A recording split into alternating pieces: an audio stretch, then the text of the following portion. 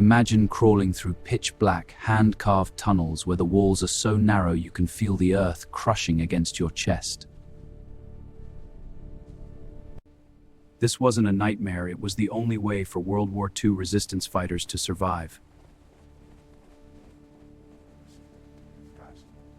Beneath the boots of an occupying army, a secret war was being fought in silence.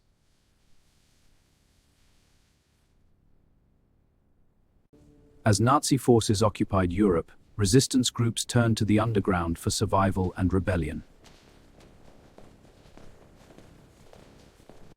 In Paris, ancient catacombs transformed into resistance strongholds for hiding and planning. Doctors like René Soutel bravely charted over 300 kilometers to aid the French resistance.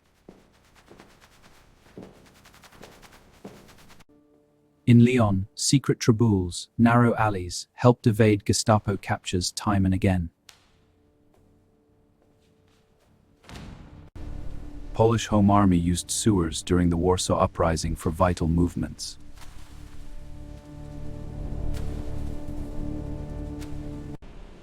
Soviet partisans in Odessa's miles-long catacombs waged guerrilla war from the depths. Dutch resistance crafted bunkers for sheltering allies and storing supplies underground.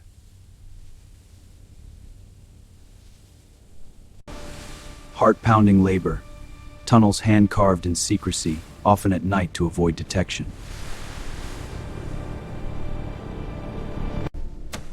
Using whatever was at hand, they built networks that spanned cities and countrysides.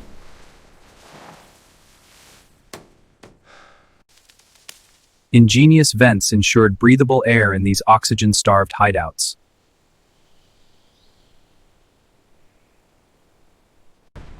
Trapdoors and false walls turned ordinary homes into gateways to rebellion.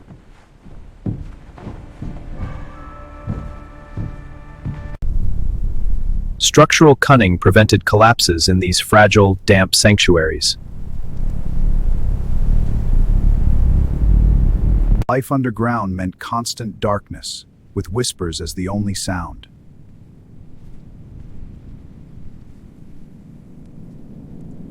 Dampness and floods tested their resolve in these claustrophobic veins.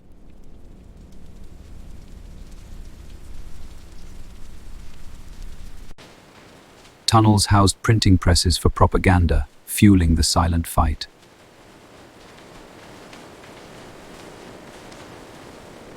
Wounded fighters received care in these improvised hospitals below ground.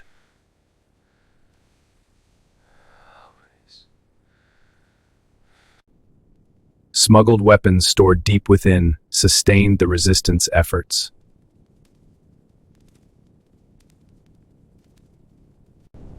In these tactical hearts, sabotage missions were meticulously plotted.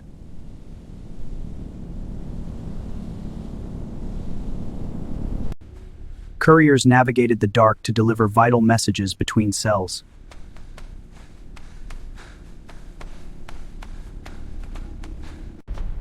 Traboules in Lyon allowed swift escapes from pursuing forces.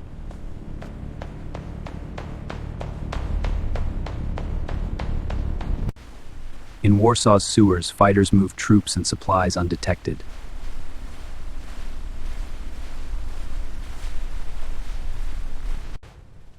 Partisans in Odessa's labyrinth struck from the unseen depths.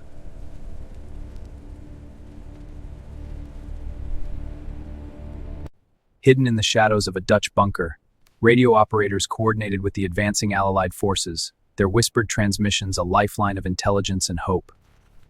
Under Paris, command centers directed the uprising from below. The eastern tunnels are secure. Good. Move the reserves to the central junction. Agreed. We strike at dawn. Shafts doubled as lookout points for monitoring enemy movements.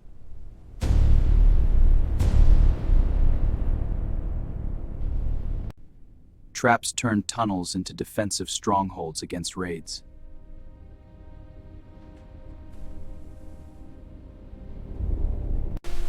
Constant battles against water kept these arteries operational.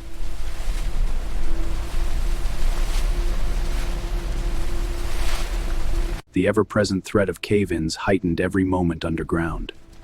This is Chef Tanko, it läuft! Poor air quality demanded clever solutions to avoid suffocation.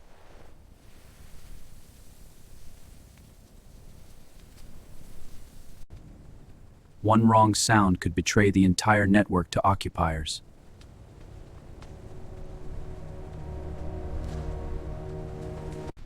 Tunnels saved Allied airmen, smuggling them to safety.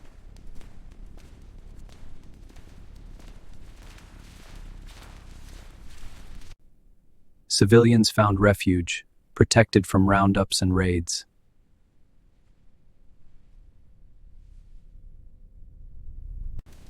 From below, fighters planned disruptions to enemy supply lines.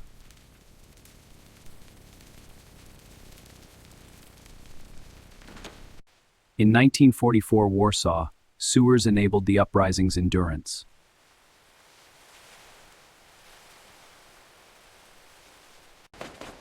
Gestapo pursuits ended in confusion thanks to Lyon's hidden paths.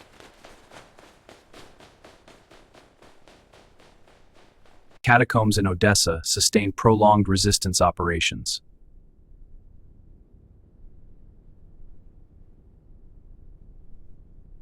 Mappers turned the underground into a weapon of liberation.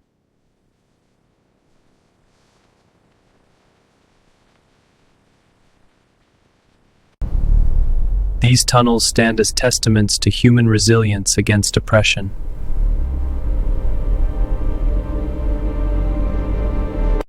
Today, we uncover the echoes of that silent rebellion, honoring those who fought from the shadows for Europe's freedom.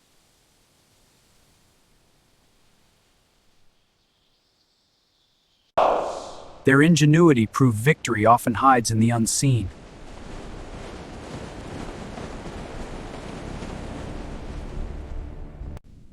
The underground war reminds us of courage in the face of darkness.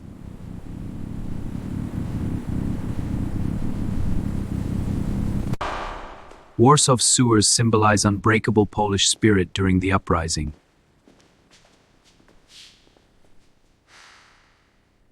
Lyon's passages continue to whisper tales of evasion and hope.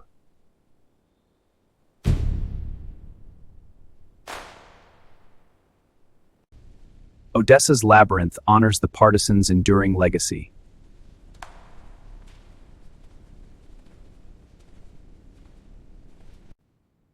Dutch hideouts teach us the power of quiet defiance.